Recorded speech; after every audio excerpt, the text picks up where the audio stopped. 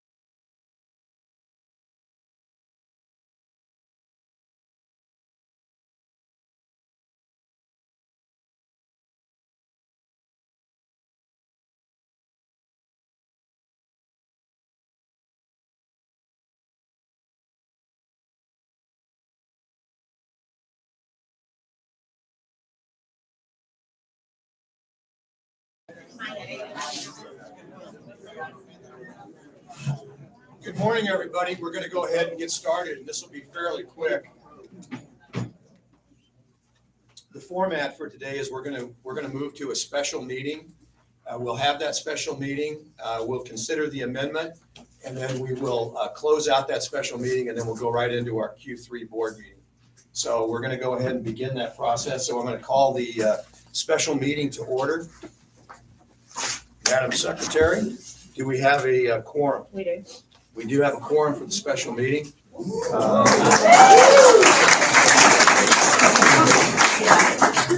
And just to refresh everybody's, I hope everybody can hear me, but just to refresh everybody's memory, the reason we're having the special meeting is we want to adopt the language that we sent out to you on this amendment, so that we're not forced to assess everybody, some $40,000, some $60,000.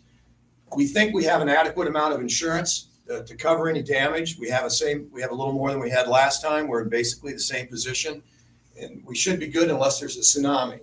But we're unable in this environment to get full insurance, and so this changes the language to allow us not to have full insurance. Basically, not to have to assess everybody $60,000.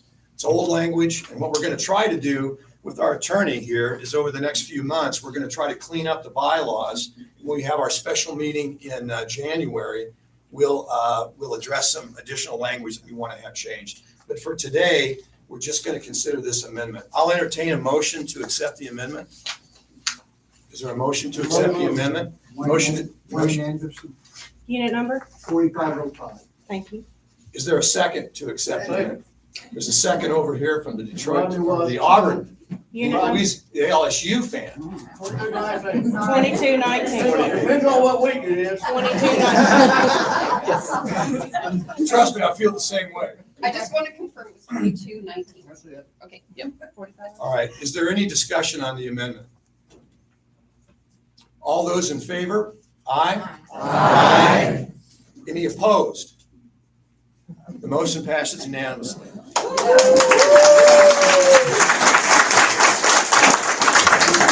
Thank you very much. I really appreciate that. I didn't want to spend any more money. All right, is there a motion to adjourn? I'll make a motion to adjourn. There's a motion to adjourn. Is there a second? Second. All in favor? Aye? Aye. Opposed? Meeting is adjourned. Okay.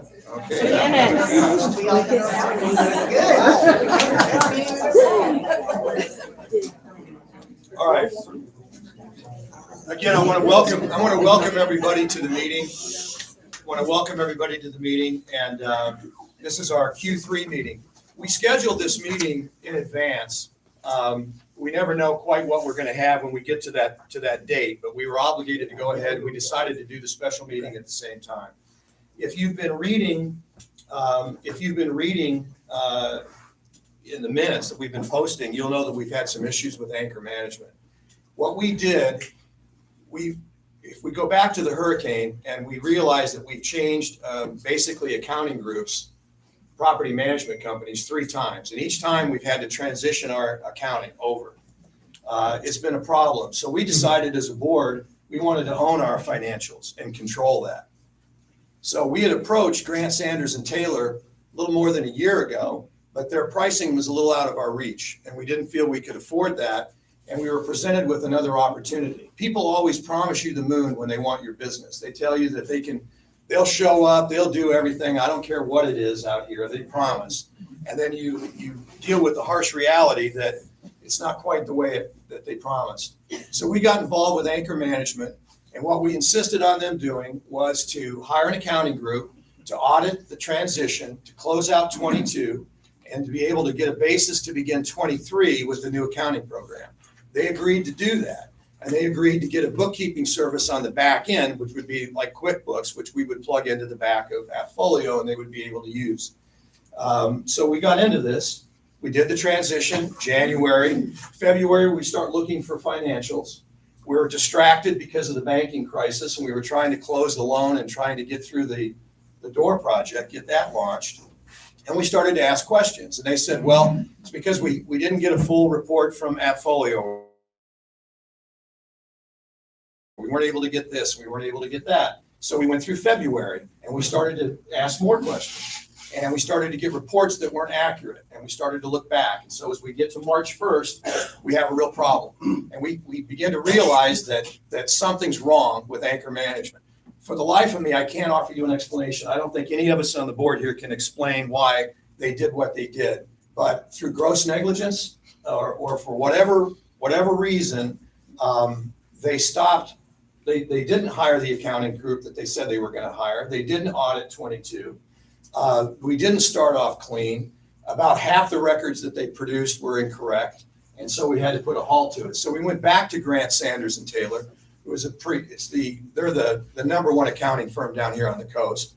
And in the last year, they've changed their business model because they realized that associations need better accounting, and so they developed a model to take over much of what we needed.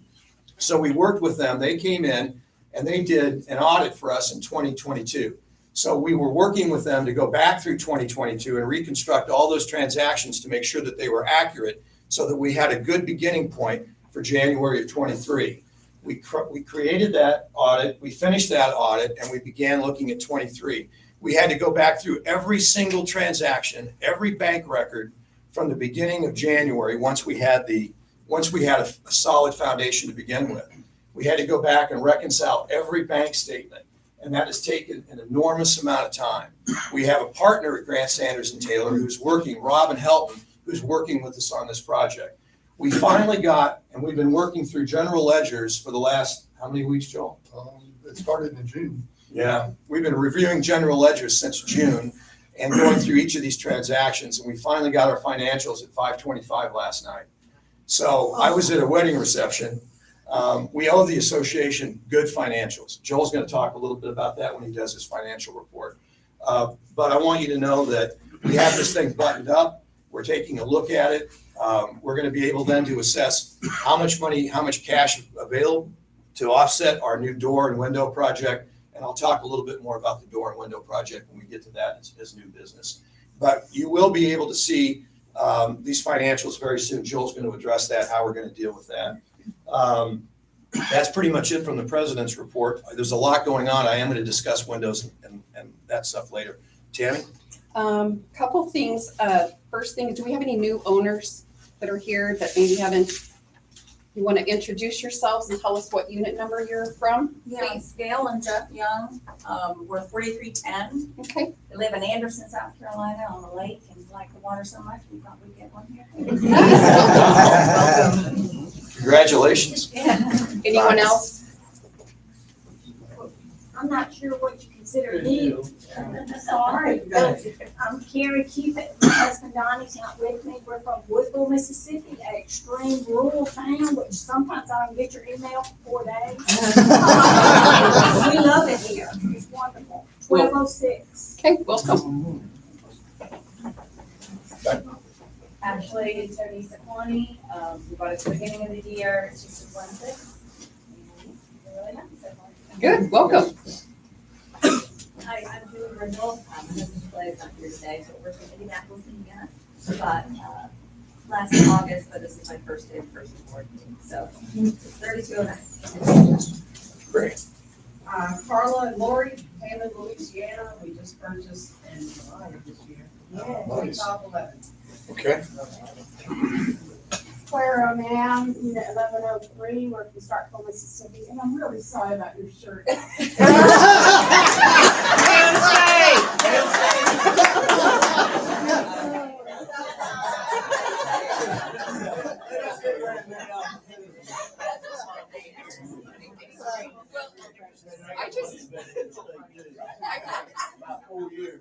So as a board member, and I think the whole board feels this way, and prior owners, we like this. Nope, we have another one. Hi, I'm Ursi Castro. This is my husband Kelly. We're not so new. We've been here for about now maybe a year and a half or so. Gold Shores is our new home. We love it, and thank you to the board for all that you've done. You're welcome, thank you.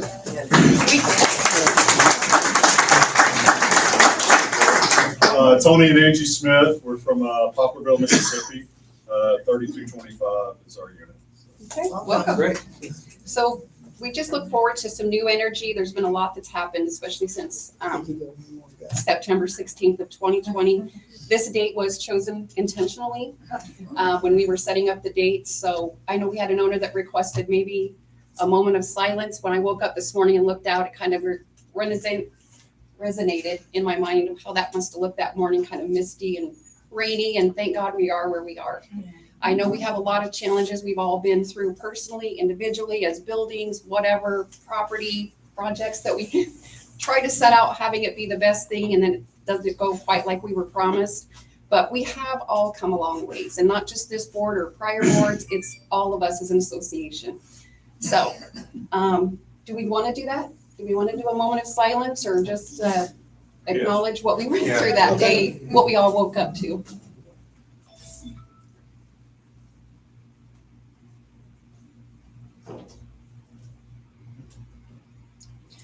All right, so yep, that was successful, and here we are, and lots more coming, and it's all going to be positive. It may not feel positive at the moment, but we got to keep our end goal in mind at all times.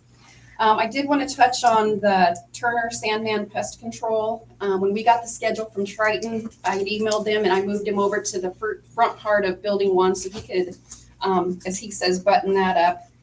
The biggest problem we found was underneath Building 2. I met with him and he had baited, I guess I'll say, to where it would pull any unwanted residents out of Building 2 and down below. We haven't heard any complaints that any guests saw any of the, I'll say, victims that he got rid of. So he did really good with that. He's finishing up Building 2, and then he'll work with Building 1, and he and Triton are going to communicate and talk together as we go through the construction going on in Buildings 1 and through 3. He is going to be presenting the board. I asked him to hold off because we've got a lot on our plate right now, and we don't need to be hearing about what else we might need or what it's going to cost us. But he is going to be giving us a bid for all pest control to include termites. He has been all over our buildings, probably more than any individual, to the point that he was taking a toothbrush, he said, and if he could fit bristles of a toothbrush in a crack, he sealed it up. That's the kind of work that man has been doing. So he did see old termite damage, and so he's going to present us. I asked him to wait 3 weeks to a month with what he thinks that we're going to need with that. Social and beautification committees. Social committee kind of got quiet because it's summer and the property's mostly being used as we need it to be by guests. Beautification committee, a group of them were out there working already on the memorial garden, and it looks phenomenal. I really welcome you to walk the property and see what they've done. And if you're staying here, they would love, even if it's 30 minutes of your time, to kind of pitch in and help. Whatever could be. Ernie is our chairman. Ernie, do you want to stand up? Yep. So he is standing. Do you want to do Ouch. Okay. Love you, Ernie. But anyway, so get in touch with her if you can help us out, help them out today or future projects. There's a lot of fun things going on with that. And I think that's enough for me. Joel? All right, but like Bill talked about, in June of this year, we went to Grant Sanders and Taylor, realized we needed more professional help. They started the process of what they were doing. Bill talked about that. We're not going to delve into that too much. Probably the big thing is, as owners, for all of us, by mid-October, we're going to host a Zoom meeting. We should have clean financial information that we can put out to the owners at that time. Like Bill said, we got it at 5:25 yesterday. I was grilling steaks. I knew I should not be reading financials. So we're going to look at that at the first of this week, make the corrections that need to be made for categories, subcategories, where money should be allotted to. And after that, we will be able to sit down by mid-October again and have a meeting with the owners to say, this is what we have, this is what it is, and we'll be able to work on the assessment. And yeah, it's a bit of a moving target. Another thing that we have to keep in mind is that we're coming off of Hurricane Sally, and coming off of that, you think, well, that's been over for a while. It's not over, as Mr. Craven was talking earlier this morning, but we're trying to wrap things up. To give you an example, the dehumidifiers that we have in the pool are not cheap. They're in six figures for the dehumidifiers in there. They're made by a Canadian company, sold by an American distributor. The American distributor came here, set the dehumidifiers up. We paid for the dehumidifiers. We paid Claremont for the dehumidifiers. They never paid the subcontractors. So we've been dealing for the past 6 months with subcontractors that haven't been paid. We've been trying to, and we are outside the lien window. There's a window where subcontractors in Alabama can come back and place a lien on the property. So we have quietly, over the last 6 months, been working with subcontractors to try to help them resolve their issues because they weren't paid. We have paid every invoice that we were given by Claremont. We severed the relationship, we ended the contract, we did it legally and correctly, but we were exposed during the first half of this year, and we weren't certain if we were going to have these subcontractors come back and place claims on us. So now we're outside that window. We have additional funds that we're able now to release because we had to hold those in reserve. So as part of this financial thing that Joel spoke about, we'll be giving you an explanation of where we're at financially. We're in pretty darn good shape. You know, we came out of the hurricane with some cash. So we're in pretty good shape. We were going to use that cash to offset the window and door project, and I'll speak a bit more about that later. But there's a lot more to this that goes on behind the scenes. We're now trying to negotiate with the dehumidifier company because they won't sell us parts or they won't warranty the dehumidifiers. So this is something that we go on. We're working with them. Triton's been really good helping us work. They've agreed to sell us some parts. We're still trying to work with them, but they're quite angry, as you might imagine. They realize that we paid for it, but they weren't paid. And there are people, there may be some litigation going on. I can't get into that. I don't know really what the details are. But we are in the clear on that, and we've worked very hard to get in that position.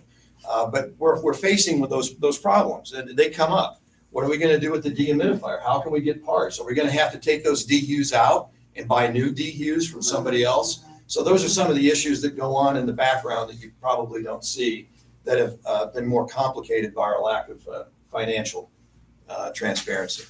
Let's go on to the Secretary's report. I just want to thank y'all for showing up today. I mean, we had a significant participation, and I do appreciate all y'all for that. The biggest thing is always making sure your email address, even though you may not get it for 4 days in rural Mississippi, I get it. Thank goodness for fiber internet. It's coming soon, hang tight. But I live in Mississippi also, so I can say that. And it was horrible before that. But make sure you're keeping your information, like your email address, your contact information, updated with Lynn and me, just so we can get you the information. Appfolio has a lot of information. I know it's very confusing if you've never done computer softwares like that. But if you have questions, reach out. Lynn and I are answering questions 100 times a week because of that. We have a newsletter that we put out each month that is in Appfolio that allows y'all to have opportunities to understand some of those things. It actually has a page where it shows you which section is which, how to get there, and things like that. So there's a lot going on, and people are like, I didn't hear it. Well, you're getting at multiple options. So just make sure you're staying connected and staying plugged in, because together we can, we got to communicate to each other and make sure we're aware of what's going on with our properties. The other thing is owners can participate in the owner newsletter. It's not my newsletter. It is y'all's newsletter. It is things happening in this area that can affect your guests and your renters and you. A lot of times it is more focused toward owner things, property updates, things, owners sending me pictures. So if y'all are on site and y'all see something great, please send me a picture and I'll put it in there. I do need those submissions. Anybody wants to write a story, we've had people present things like that. Anything y'all want to do to contribute, to put in there to help that grow, please submit it to me by the secretary email by the 10th of the month so I can get in there. I generally try to release it by the 15th. But this month, y'all notice it's the 16th and y'all haven't got it yet. That's because we're here. I wanted to just pause a second and put that, hopefully good news. And this morning was great. So I'd like to put that in there for those ones that couldn't participate. Those of you that are participating by the YouTube link, I hope it's going well and you're in. Thank you for attending. I hope this is a little better. We're always problem solving. And thank you so much for the feedback that we get, because if we get information and we know something's not working, we can work on it together. The beautification is doing a great job, so y'all come this afternoon, and then things like that. We're just things that I'm going to put in the newsletter. So thank y'all. That's all I've got. And I'd like to introduce Joyce. Joyce, want to stand up, our newest board member. If you haven't had a chance to meet her, here she is. really appreciate you, Joyce. You bring a lot of great insight and good questions and a lot of help to the board. So we do appreciate that. We'll move to the old business and the unfinished business of the glass and balcony project. The glass and balcony project, which continues to evolve. We did a reserve study here about a year ago, and we identified issues that we were going to have to address as an association over the next 20 years. That's part of the process. We looked at balconies, and we hoped that we could have avoided balconies and not done balconies until we were completely out of the window project and paid for that. We thought we would start balconies maybe 5 years from now. Somebody else, not us, would start balconies 5 years from now. But unfortunately, what happened is when we opened up, we did some prototypes, and we started to open up the balconies because you've got to flash in order to install these windows properly, so that we're insured, so that an insurance company can't come back on us and say they weren't installed properly, that's why your building got wet. We have to go through quite a process to make sure that they're flashed properly and they're up to code and they're bulletproof. So we have to open the balconies up a little bit to get to the flashing. When we opened up some of the balconies, we discovered some problems, and we could have addressed those problems, but the cost would have been about exactly the same as replacing the balconies. So we decided that we didn't have any good solution. The only solution would be to take the balconies down and to rebuild the balconies. Nobody wanted to do that, but we really felt we had a problem that we couldn't solve, and we thought we had a safety issue too. If you stand in building 1 and you look at the front of building 1 and you look west to the front of building 2, and you look at those columns that are on the west side of building 2, you can see them bowing and they're compressing. When you look at unit 2301 and you start to look at the side, you can see how much that they've compressed and started to slide a bit. Now there's no structural issue. We've moved into it, we've looked at it, nothing's going to collapse. But what we did when we opened up these boxes that contain the balconies, we noticed that they didn't use pressurized lumber. They created a little hot box, and these things were built 40 some years ago. And so the right solution was to take them down at the time we're doing the building project and go ahead and put those balconies up. And so we went ahead and authorized that process, and I think we're going to be better because of it, and we're going to be safer because of it, and we're putting a good investment, I think, into the property. But as we began the process Monday, I got a call, and I had to come out and do some inspection, which I live here in town, so I come out quite a bit and work with contractors that are out here. And we started to look, and there's dry rot around some of the windows. So we anticipated that there would be dry rot around some of the windows. Fortunately, on the east side of building 1, we have not encountered any of that. We didn't encounter any on the front, but we did encounter some on the west side. So we had to work out a solution to be able to continue to work. And that solution was, when we find dry rot on the windows, we're going to open up the siding and go to the next stud out, and we're going to secure and we're going to reframe up to those studs, out to those studs and up. And that will allow us then to protect the integrity of the building and allow us to get back up to code and allow us to make this happen. We think we can do this within the time frame that we have. We don't think at this point in time, we don't think there's a reason that we're going to get off the schedule at all. We don't think that it's going to be that widespread, but we don't know right now, because it's like when you open up an onion and you peel that onion, you find another layer. So I know for a fact that when we started the siding projects, I don't know how many years ago, 7, 8, 9 years ago, maybe, something like that. And we've been working on re-siding these buildings, 1, 2, and 3. We completed that right before Sally. And as they were re-siding and re-sheathing, they did discover that there was some dry rot, and they did do some repairs. We had several different crews out here, so we don't know how widespread this problem is where they didn't catch the framing. So we won't know that for a few more weeks. But what that does is that does expose us to a little bit more of a financial cost. We can't estimate what that's going to be right now. We'd like to think that it's going to stay within 10% of the cost of the project, but we're going to have to evaluate that as we go. It's just a case of, you open it up and you discover something else. But when we do get done with this, we'll know that we have good integrity, we've got good glass, should help us with our insurance next year as we go forward.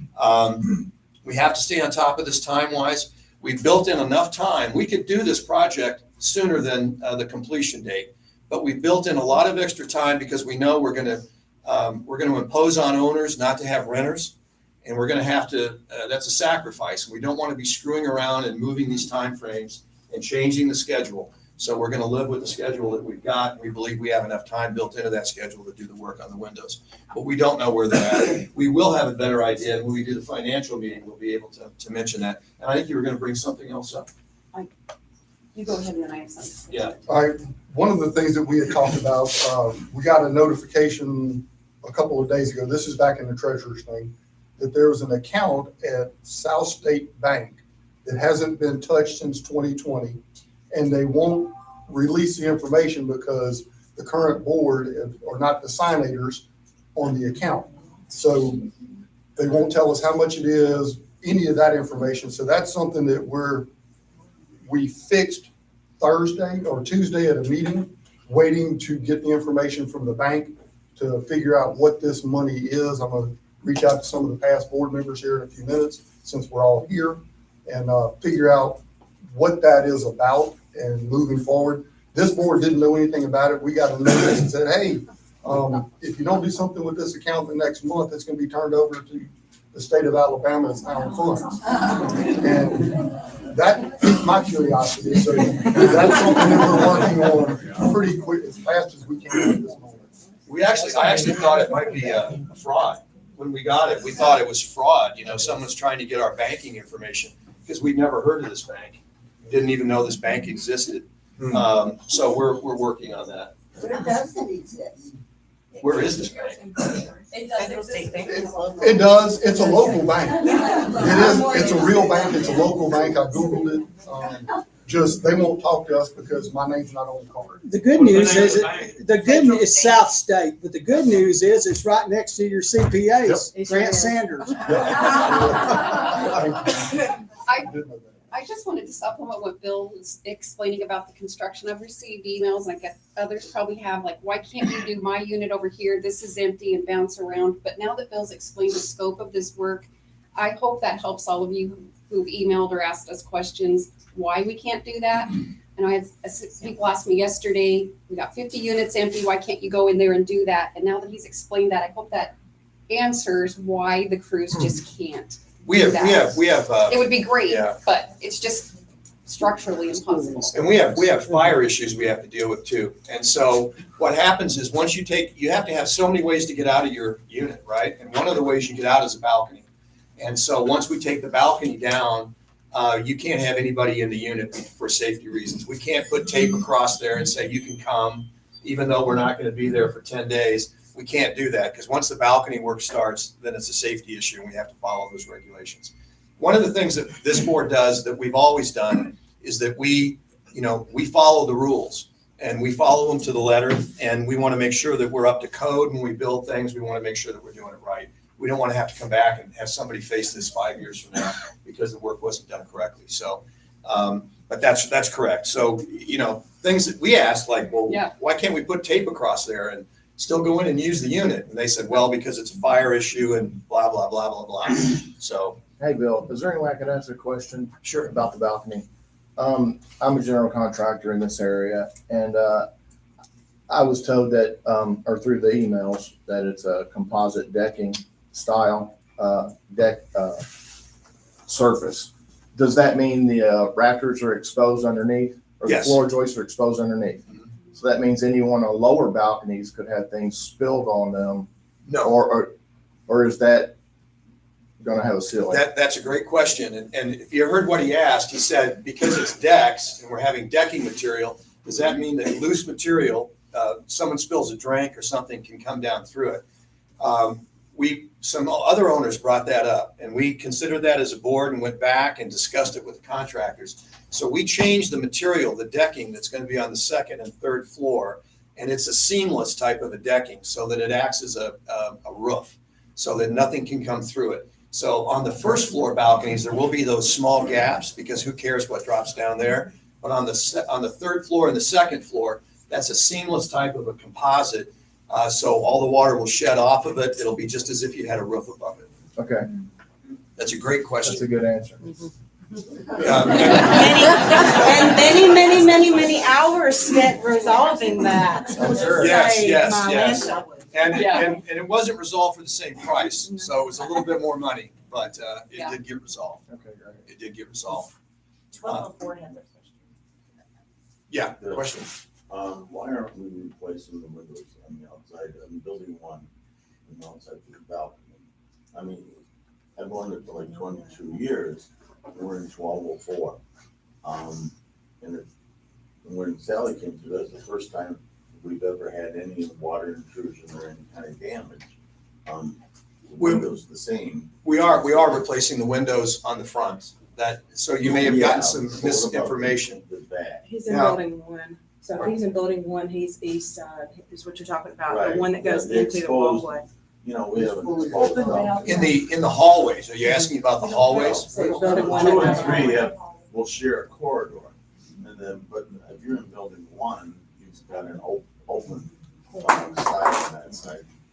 Okay, are you talking about the north side of your unit where the entryway The is? east side, Yes. the The corridor east- side. The east side is being replaced.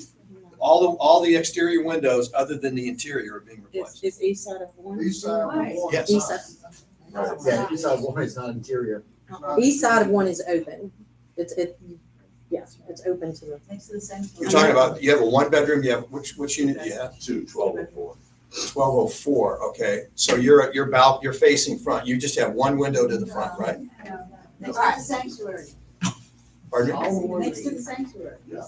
His, if there's a picture. Let me see if I can. his west side, the balcony and the window are on the west side, but building one on the east side toward the beach club, Yeah. they can see that's exposed. It's open. Two and Open three balcony. is a hallway, one isn't a hallway, so technically that one is kind of. Oh, okay. Are we talking about, we're talking about the window next to your door as you open the door, right? That window? Is that the window we're talking about? Right. The bedroom. Okay, we can't, the reason we're not replacing those is that you have to have more than one way in and out of your unit.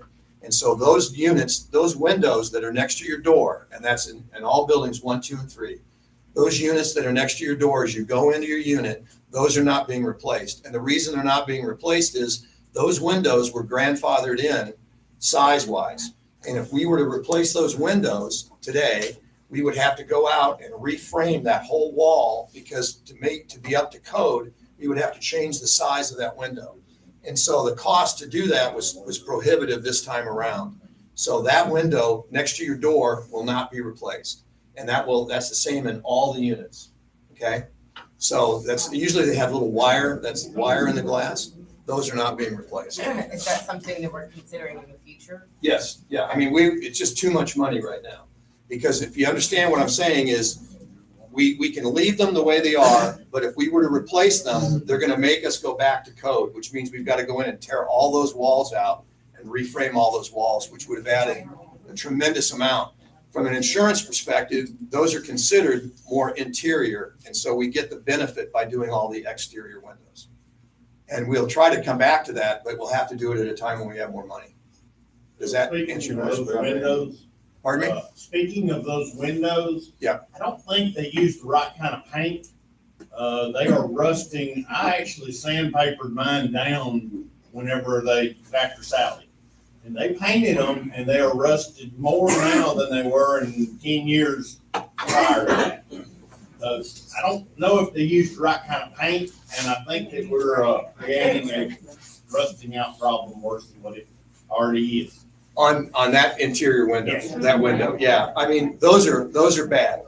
I mean, there's no question about But it. they're rusting more now than what they were before. I don't think they used interior paint instead of exterior paint. They could have. They absolutely could have. I'm not a Claremont fan, you know. I'm the guy that they yelled at and swore at right here in this room when I told them I wasn't going to pay them any more money. But we're going to have to address that as we go. I own 3203. Walk by my window sometime and take a look at it. I mean, there's air. You can feel the air conditioning coming out of it. It's that bad. We'll have to see if we can work out some kind of a solution with maintenance when we get through this and maybe try to work on some things, taking as one at a time as we can to try to get through this process. But we just can't afford to address it right now, especially with all the additional I'd be costs. happy to paint, I'd be happy to sand mine down and repaint it if I knew what color or what to use. I mean, the board wants everybody using the same thing, and that's fine, but I don't mind. Right. But if I knew what to use or what to do, I'm fully capable. Well, we're only changing, the white is going on the exterior in those windows. So the other windows that are on the interior will remain the same color. So you could paint it back to the same color. The colors available. You're talking about the framing of the window that looked coral. That was coral before, used to be coral, like a Gray. gray color, now And now it's it's gray. It's I that. thought you were talking about light the metal, pitch gray. painting the metal. Right. Talking about sanding the metal down and repainting myself. Yeah. Repaint it the color that it was. That's what, and if you do, color. I have the color. and if you're really good at it, I'll hire you to do my work. You about got voluntold. The only thing I would say is that's, those windows are unique, being on the outside people in building one. Yeah. It's like, we're They're out to the elements. taxes, right? So we're gonna pay anyways, right? Yeah. So it's like, I wouldn't ask them in building 2 or 3 to share the cost on that.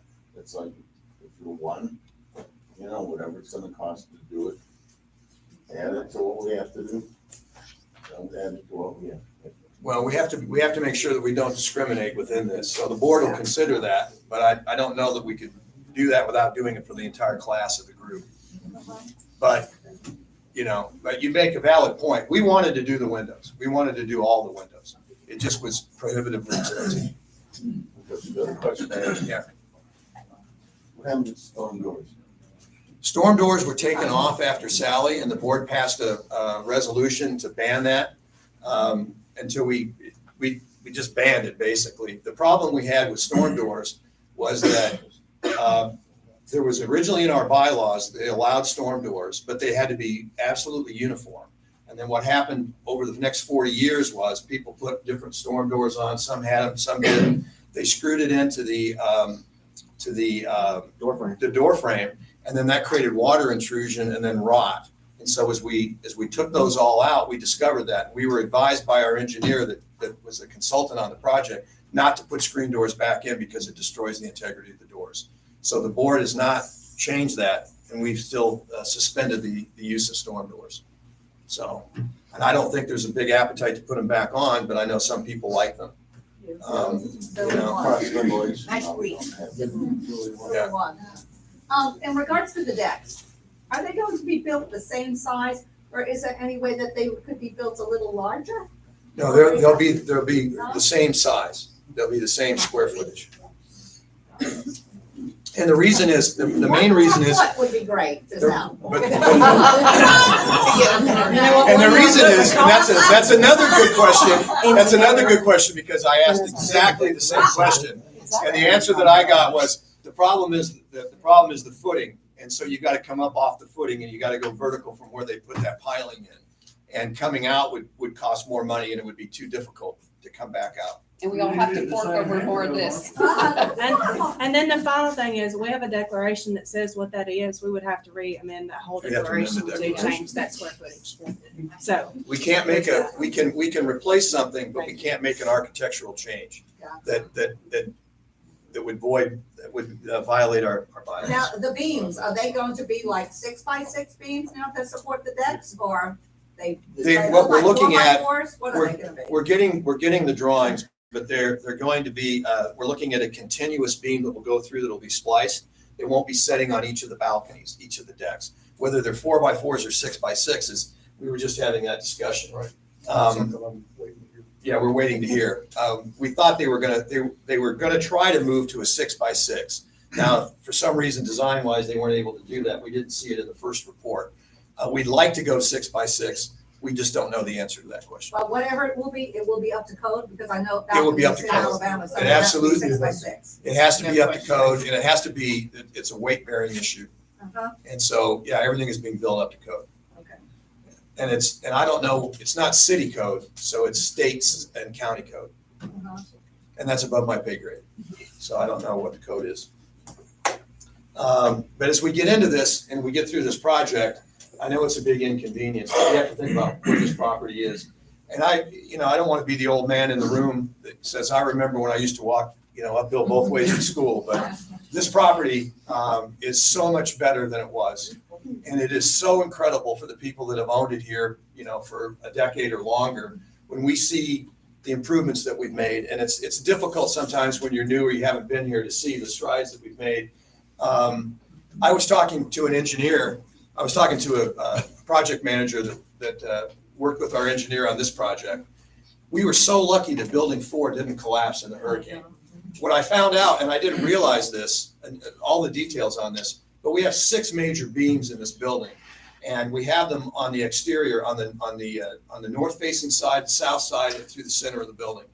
Before Hurricane Sally, we opened up the north side of this building and we exposed the beams, and we understood that we found out that the beams were rotten. They had rusted away and they weren't actually structural on the north side of the building. So we assessed some money and we repaired the beams on the north side of the building. After Hurricane Sally blew the building open, we could see that the beams on the south side were never secured either. We were going to get to those, but the hurricane opened it up for us. If we had not preemptively secured the beams on the north side of the building, this building was basically, before we did that work, it was teetering on the center supports, building 4 was. And had we not anchored it to the north side, luckily, this whole building would have collapsed during Sally. How it didn't, we don't know, but then we were able to secure the beams on this side. And when we went through this building, for instance, to get back up to code, we had to take pictures of every single place where beams came in contact with cement and were connected to each other. So we had to photograph every joint in this entire structure. And we had to take it down to just beams and make sure that it was built correctly. So we have great confidence in this building today. But it's remarkable when you start to open up these buildings, what you discover. Anything else on the windows? Any other questions? It is remarkable. We use that word a lot. Followed by a few other verbs. And building 1, 2, and 3 been assessed the beams. Yeah. Buildings 1, 2, and 3 were assessed for the beams in 4. Everybody gets assessed together. Is that the question? And building 4 gets assessed for all the windows and doors as well. Yeah. We're we all one we're association. You mean, did you look at the beams, the way these beams weren't right? Do we know if the beams in 1, 2, and 3? Okay, we don't. It's different construction. It's a different construction process. But the beams in the rec room, in the recreational facility, the indoor facility, the nest, those were all bad too. And we had to go back in and reset all those and redo that superstructure. None of those were. Beams in 1, 2, and 3. Pardon me? There are no beams. It's a wood construction. It sets on pylons. Yeah, and that's okay. We went through that after the hurricane. I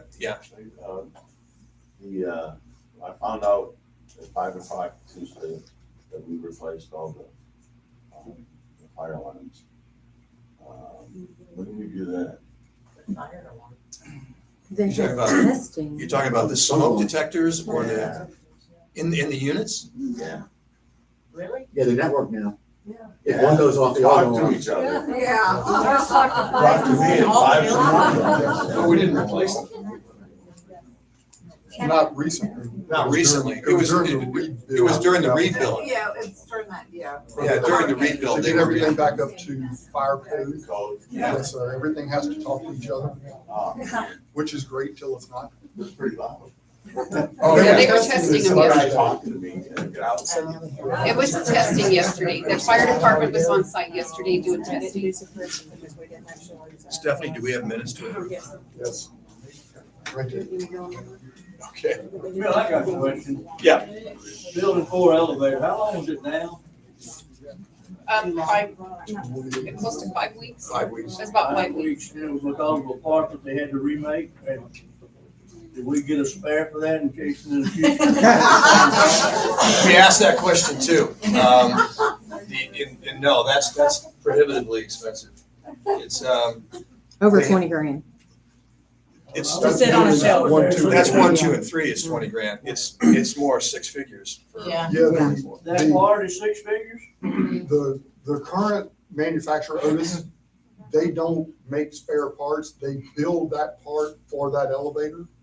And we were talking to some folks that do facilities at a couple of other places, and they have actually gone, I hate to say the black market, but eBay and bought those things, those elevator control modules, and then send them to Otis to get fixed. So there are no spare parts, and that's something that it's a learning curve for us because We didn't we know. looked at it and it's like, just fix it. And the fix is 5 weeks. And so what we had to do It's is, a metal part that they make, they're local machine shop. no, it's a computer circuit It's a board. computer. Okay, well, I was under the impression it was a shelf. No, sir, that would have been way too easy. That would've been too easy.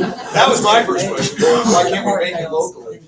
And then we had to pull the boards out, and then you have to send them to them, and that starts the clock. And you have a 5-week lead time for it to get back. You're setting up for a And then, bad time again. It was painful after losing last 2 years and then losing another year. If it's a $20,000 part, your owners lost more than $20,000 during that 5-week period to cancel rent, cancel gas. Yes, we did. Yeah, if it was a $20,000 part, we'd have it here next week.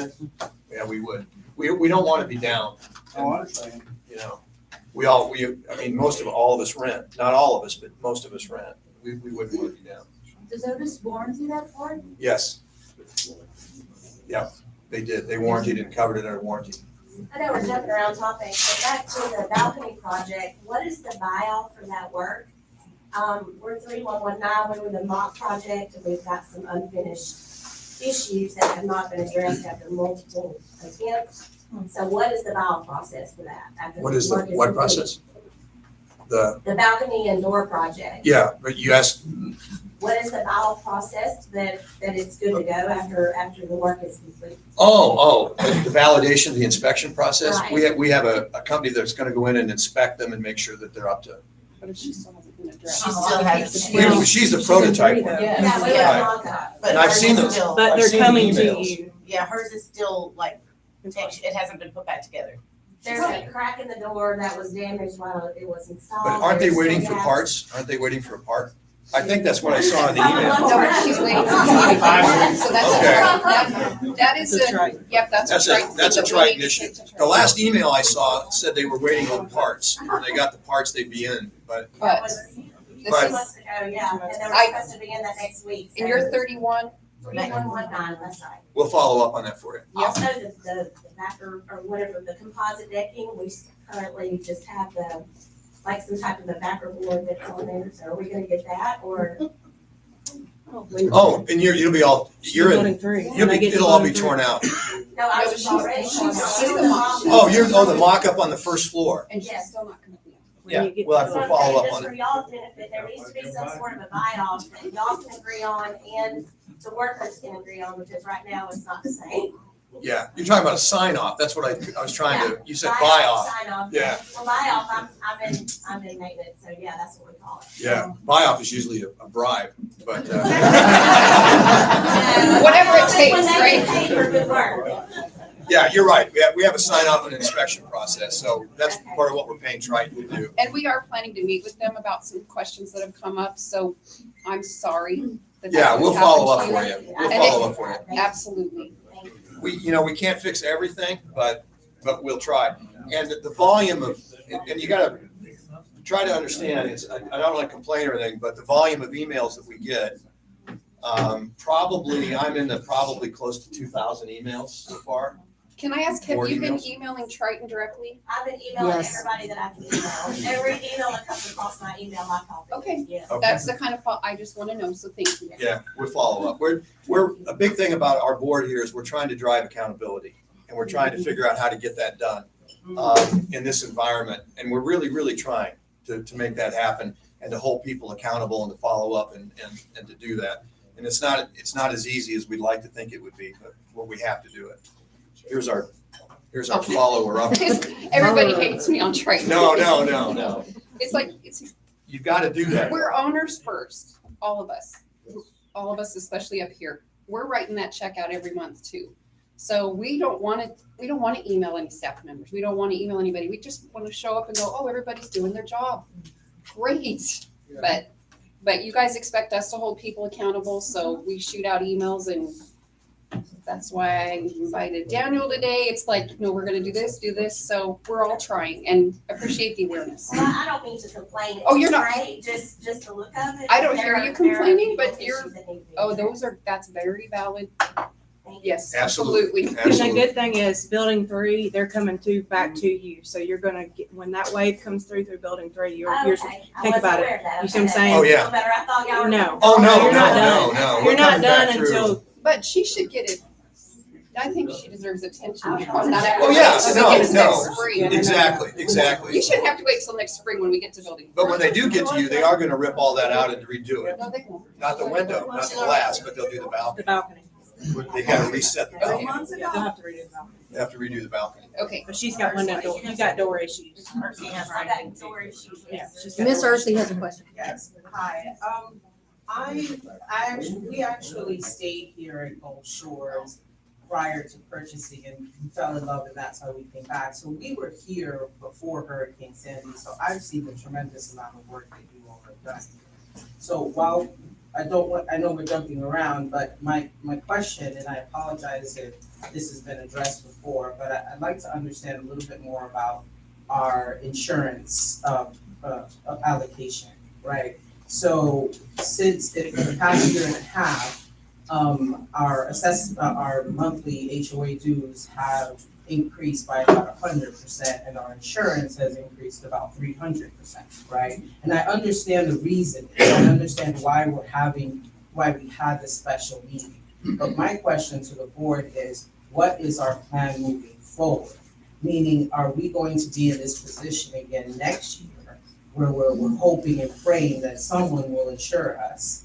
And if they do, we might have to pay a little more, or are you all thinking, or do you have a plan about being proactive on how to address this issue? Because realistically, climate change is here, and then I know we just had a potential hurricane coming in, so we might be in this position. So I guess my question is, this time next year, when we are dealing with insurance, do we have a plan to address a potential concern? Or are we going to be in the same position that we are now, looking and hoping? And, hopefully we'll be in the position that we're removed enough from Hurricane Sally that we can go back. I don't foresee us going back to what we used to pay, but at least getting a lower adjustment. Like I said, it's been a hit, at least for us, as we watched it. And we have no intention. We've discussed it on the way here, we've discussed it many times, what we want to do about this unit, but realistically, I can tell you for my family, Gulf Shores is our second home. And we really don't want to be in a position where we have to move, we have to sell and move to one that doesn't have this issue. So I'd like to know if we have something. There are really 3 things that we can do.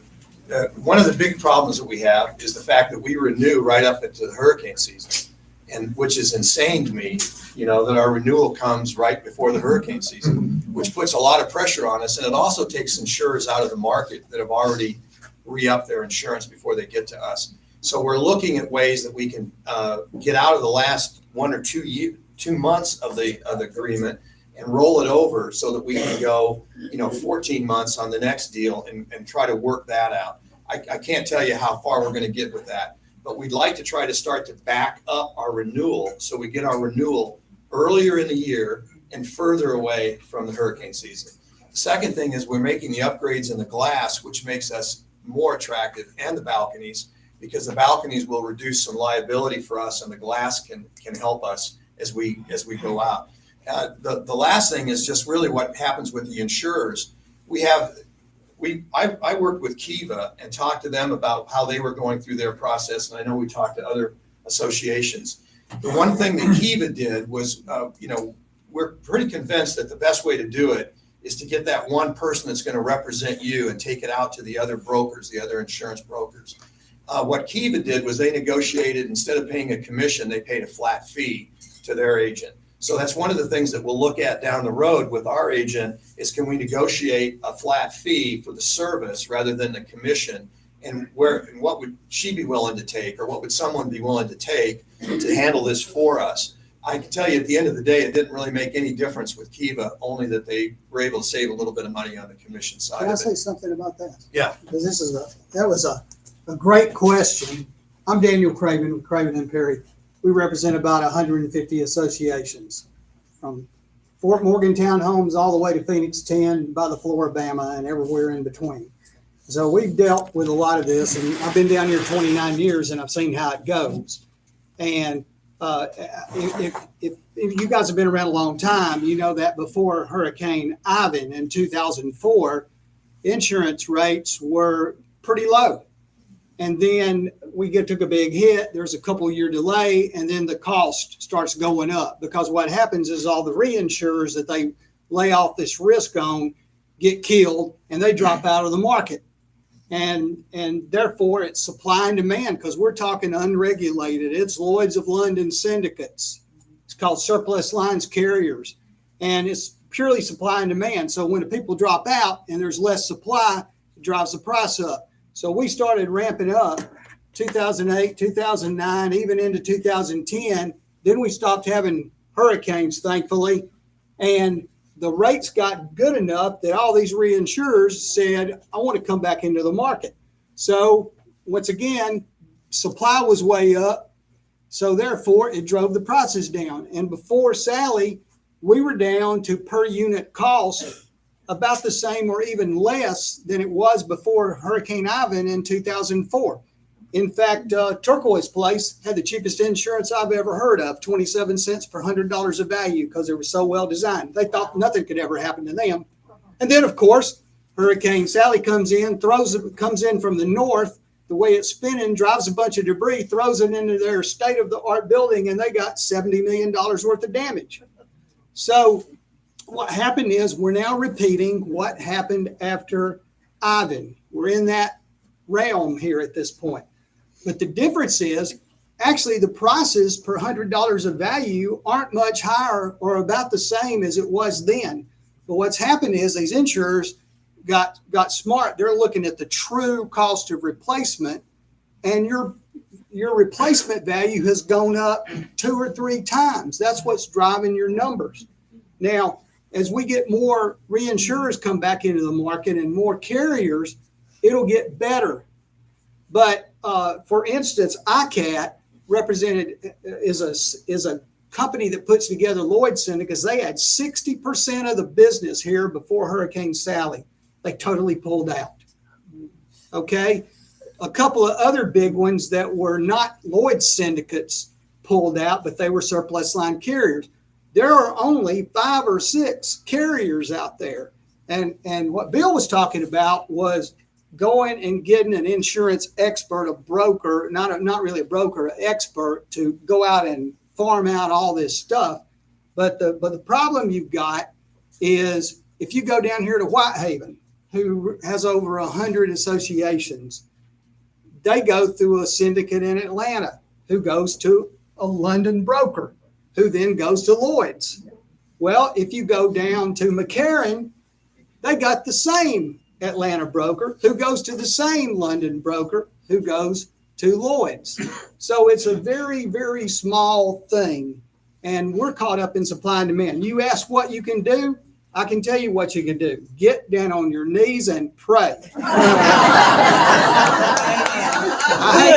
I hate to say it, but that's kind of where we are right now. I understand what you're saying. I do understand the circumstances. I guess my question is, I'm one of those unfortunate people who has to read insurance policies for a living. So it doesn't. So I understand that we have to meet certain requirements to get the next level of discount. So aside from the windows and the doors, is there something else that we can be doing, at least, past the balcony project? I'm talking, 2-3 years down the line, so that the assessment that we pay every month is actually going towards something that's beneficial to us, as opposed to, just handing it over to the insurance company who who gets mad when they have to actually pay us out. That's all, you know. Well, yeah, I mean, I'm in the same boat you are, you know, I mean, I hate to do that. We paid, right before Sally, our annual payment for insurance was $449,000 here. After Sally, it went to 1.3 million, and then it jumped to 2.3 million. So that's how much it's gone up. I know my house is gonna go up when I renew next month. There's really not anything we can do. I mean, the big driver is gonna be the supply, right? So if we get more people that'll come back in, and they should come back in. You know, we're hearing more people are thinking about coming back in. We're having a pretty good hurricane year, you know?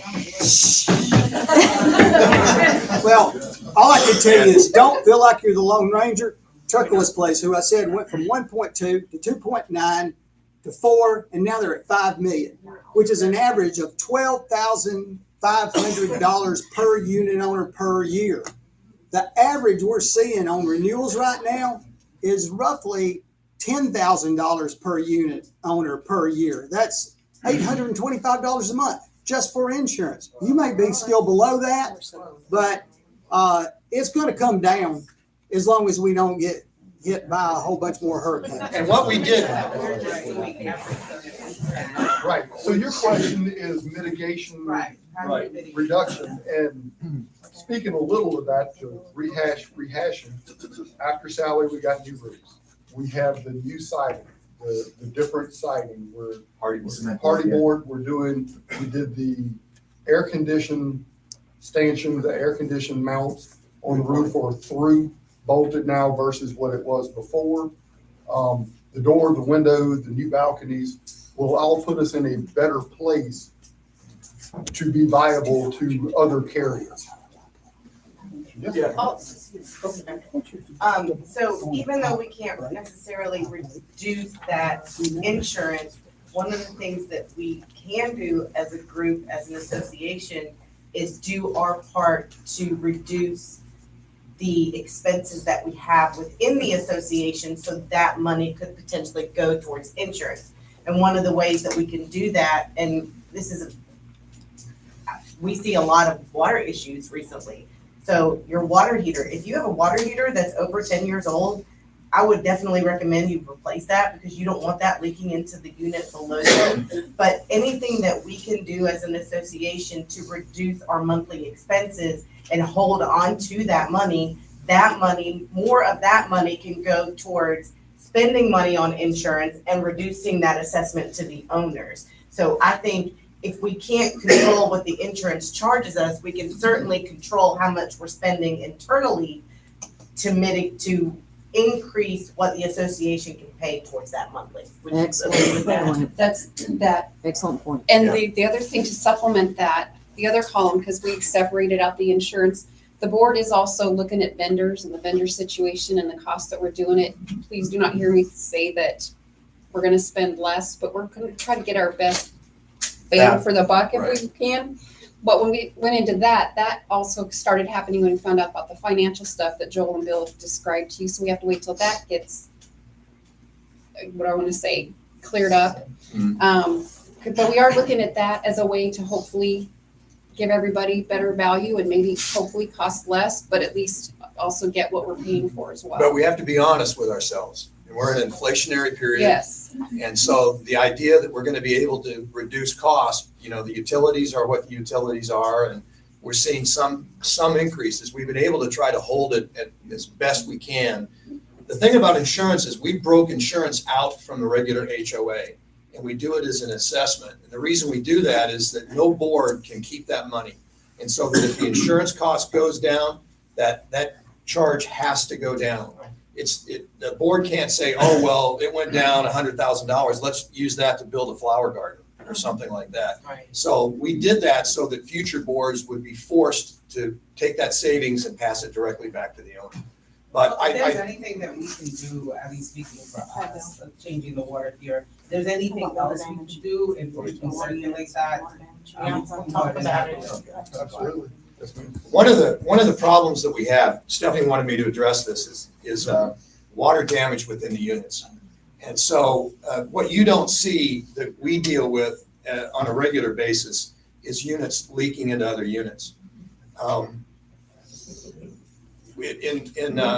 to the 91 Act, and Counselor will have to help me with this, but prior to the 91 Act, you know, our bylaws are old, and there were a lot of owners suing owners, right? You leaked into my unit, I'm suing you, and I think the 91 Act tried to resolve some of that. And we did not, we thought we had adopted the 91 Act, when in fact we haven't adopted it. And that's something that we need to consider in January, is adopting that.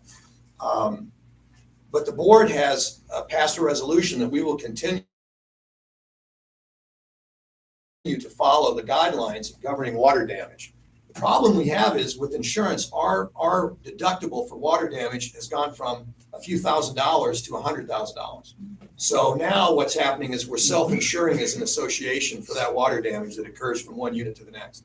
And we're trying to mitigate that as best we possibly can. You know, by like Joyce said, replace your water heater. If you're doing any plumbing work, get that plumber to take out some of that polybutylene if it's in your unit. Try to do everything you can do to reduce. Make sure you've got the right kind of connectors on your toilets so that they don't leak. Those are things that we can do as owners to help us, because we're all going to end up paying that bill at the end of the year when there's water damage that occurs in these units. Sometimes it's very minor. We just had a unit, 1212, we had the ceilings ripped out. We had some extensive damage in there. We had to get that taken care of. Yeah. This building built before when they rebuilt it. Is there any kind of prevention? I know we got a plan for all water use.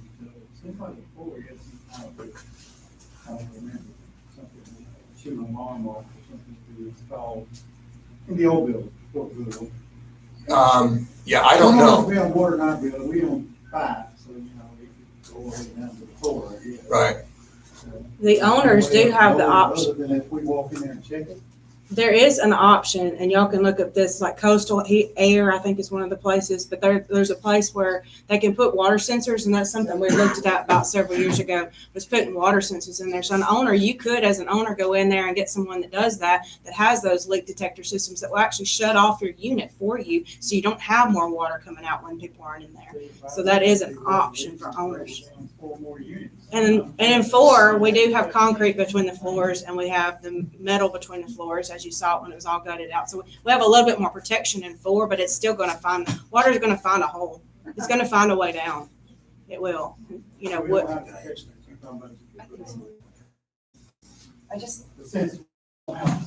Not right now. That's something an owner can do. Well, I just bought those Wi-Fi sensor from Amazon. It comes with how many you want. You just plug it in and notify you on the phone if there's a water leak. It has an audible too on the inside. My unit is 2124 on the bottom floor, so whatever leave on the top. So I did put one under my air handling, under my kitchen sink, which it leaked before. It kind of, and then my water heater. I put one. Ernie, $50. can you send that? Can you send that to us and maybe we could put that in Yeah, the we newsletter? That'd be a great newsletter item. Yeah, you can have more than that. I just chose 3 individual ones, so you just place it in there and it will tell you. That's a good idea. I can have that. I remember. Yeah, I did the email stories and then she can send it off. Right.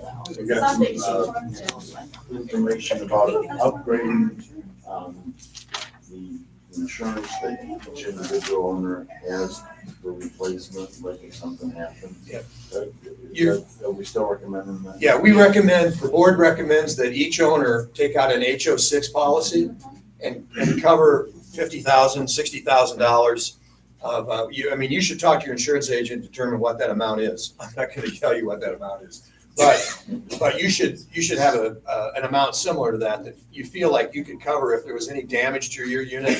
If we had a catastrophic loss here, we got hit by a big hurricane, we might not have enough money to rebuild the unit the way it was.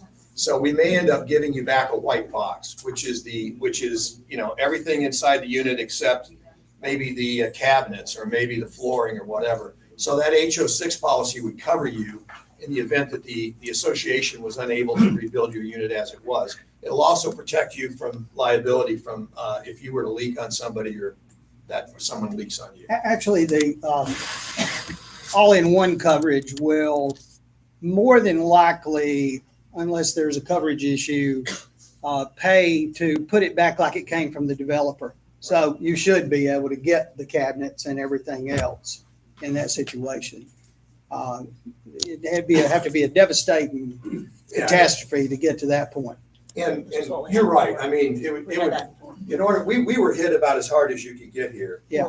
And we were able to put the place back together within that budget. And We believe we have an I'll adequate. speak as an owner in building 4 that had a total loss. I had $50,000 of coverage at that time.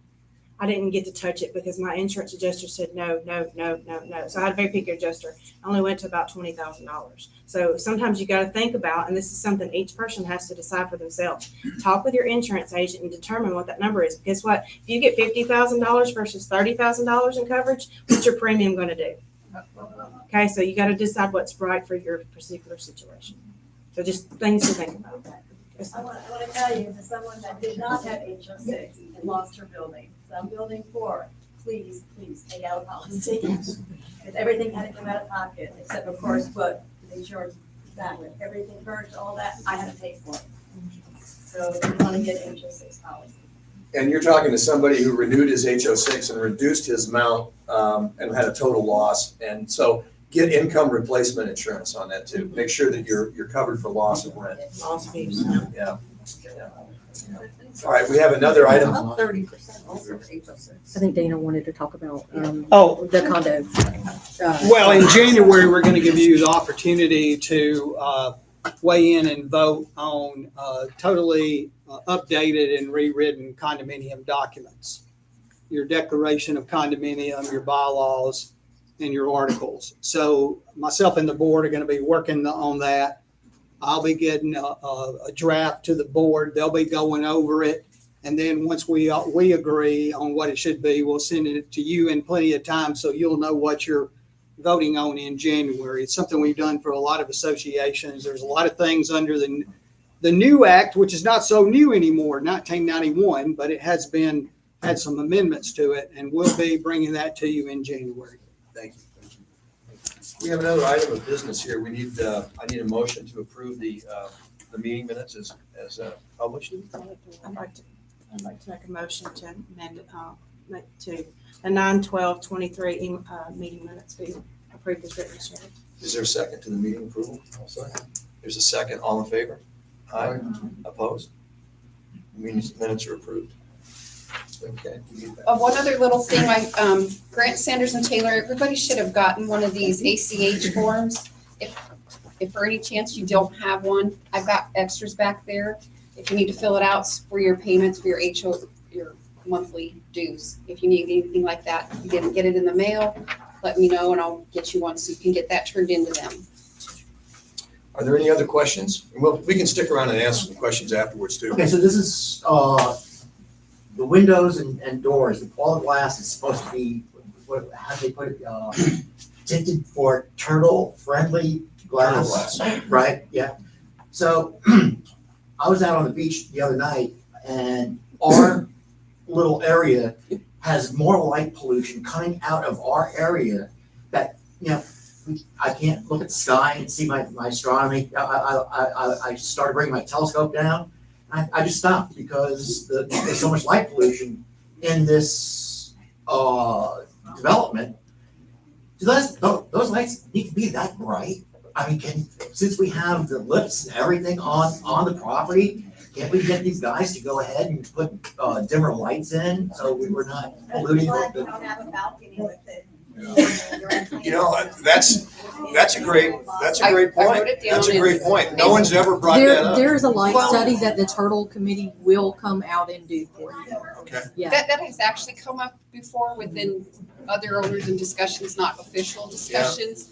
Because even when we added the parking lot lights, there was concern about people walking at night and all that. But I think I agree, we went too far that way. So There's a turtle committee, Yes. right? So I can get you hooked up with that information. All right. Okay. She'll get us hooked up with the turtle committee. They'll come They out. take it very seriously. They do. They take it real seriously, and we'll make recommendations. Because I think we ought to have the minimum amount. I think we should have the minimal amount of light required for safety, right? For safety, and then after that, it's just excess.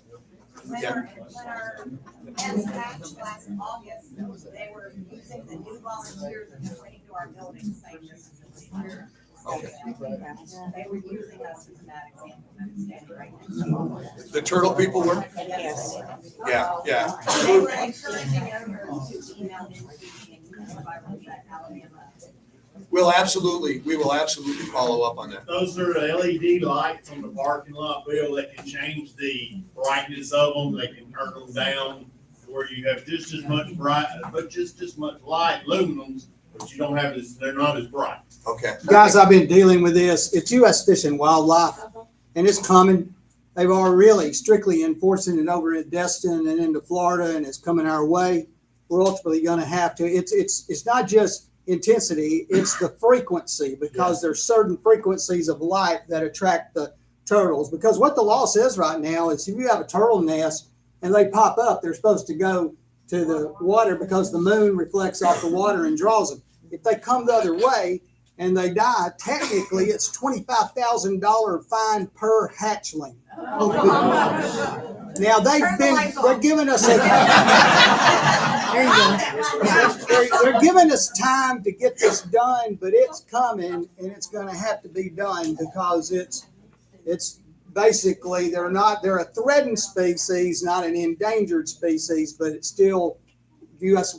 Fish and Wildlife regulations. So, and fortunately, they've had a lot of volunteers. So when they find a nest, everybody kind of hovers around it and waiting to make sure. And then when they start going, they're on top of it to make sure they're going the right way. But we've had some real come to Jesus meetings at some condo associations over that. That's a great That's point. fantastic. That's a great That's point. good. Yeah. Everybody's got a light on their phone. They can use that so it doesn't beep. See, I wish we could control that. You need to use red turtle lights Oh, at the that's right. visitor center. There's a question in the back. Based on the minutes from our previous meeting that y'all had on the windows and the balconies, it seemed as though somebody came in and did a presentation for y'all, and then they presented you with a bid. How many bids were you presented for that project? On the windows and door project? That was before us. Well, it was Triton. Yeah. That's like the 2022. That was, Wade signed that. Wade was involved in that. I couldn't tell you. I'll go back and check and get back to you on that. They were also any other questions? Maurice? Going to a grant standards, are they gonna start invoicing us each month or put something online that we can see a balance sheet? Because when we have rental property, we need that for our taxes. They're not, at the same time. Will we start getting invoices from grant standards? Yeah, monthly statements. And then they draft.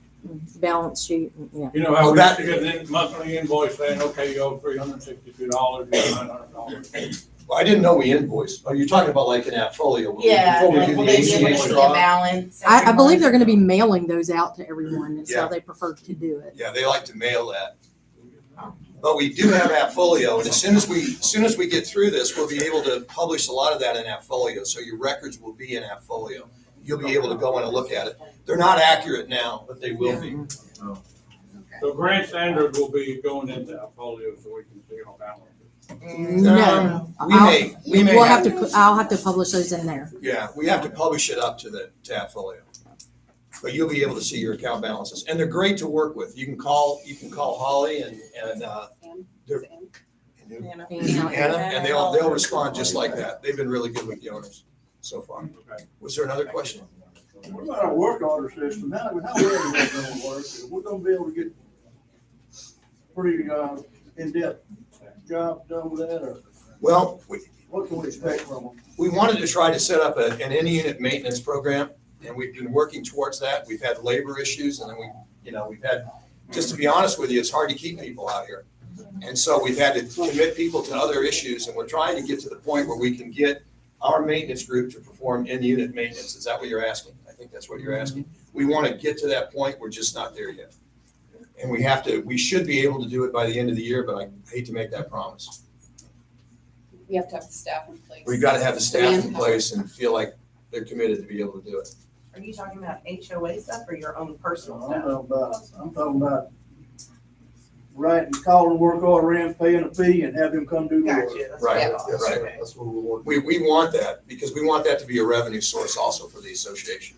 We used to have that, Yeah, we did. and it worked very, very well. It did. My stuff, yeah. And I'd like to get back to that, to be honest with you. I'd like to get back to that, because if we're doing most of the maintenance, we're gonna find things like leaks and issues like that. We can preempt some of those from happening. So we really want to get there. It's just a question of trying to get the manpower up. And that's a disappointment for me. Have they given a time frame once they start your windows, sliding door, your deck? How long is that unit gonna be down? Yeah, there is a published amount. It's on it's on the shared drive. It's on that folio. It's on that folio. So you can look at your stack and it'll tell you when you're blocked, when you need to be blocked out. And they'll start within that window and they'll finish within that window. We Yeah, email it to everybody too. Roughly 15 days, I think, but it is under the special project folder, 2023 during winter. And if you haven't looked yet, if you haven't gone out and looked and to see when you're scheduled, please do that as soon as possible so you can block that time. And get your unit prepared. Another thing, I've had a couple of people calling, they're not realizing what stack they're in. The last two numbers of your unit is your stack. So if you're 03, you're in a 3 stack. If you're 11, you're in the 11 stack. So that's, a lot of people are confused on what unit they are and when their work is going to take place. If you have any questions, just let us know. I used to have a stack map, but I can't remember who sent that to me, but I know somebody's got that. It might have been. Not like this. No, that is the calendar, but I had a physical stack map of the entire property. I haven't, Kyle couldn't find it either, so. Okay. Yeah. I did see, up front in building 1, and I walked down just to take a look, and the project manager wouldn't put me to work, but he said, I asked him, because it didn't seem like it was on schedule, and he said they did start 2 weeks late, the balcony issue, arose. But instead of everything that we know and what the stack map shows, he said the next chunk is gonna be, they're gonna work in stacks of 9, 3, 6, 9. All I know is that, yeah, they're staying. And the date did change, he said, and even calling, I think I called Triton or the project management, the email for the project.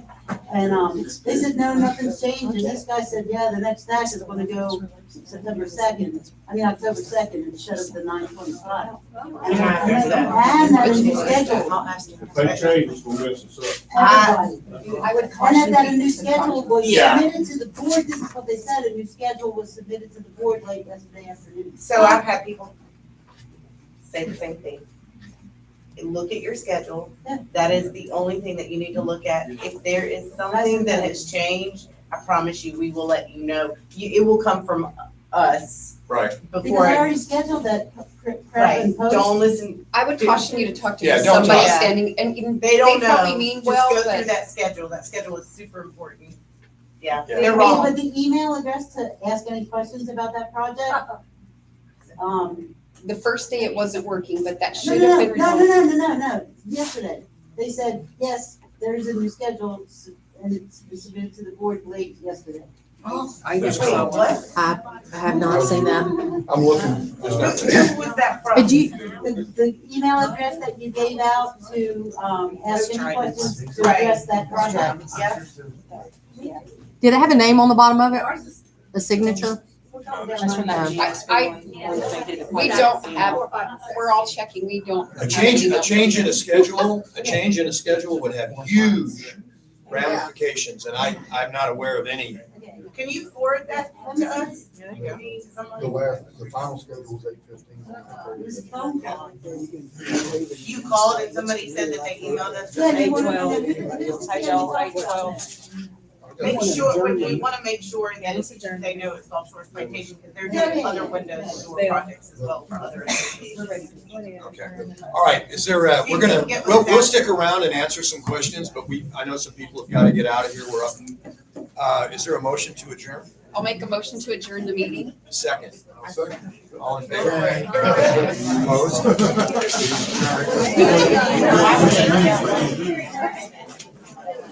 The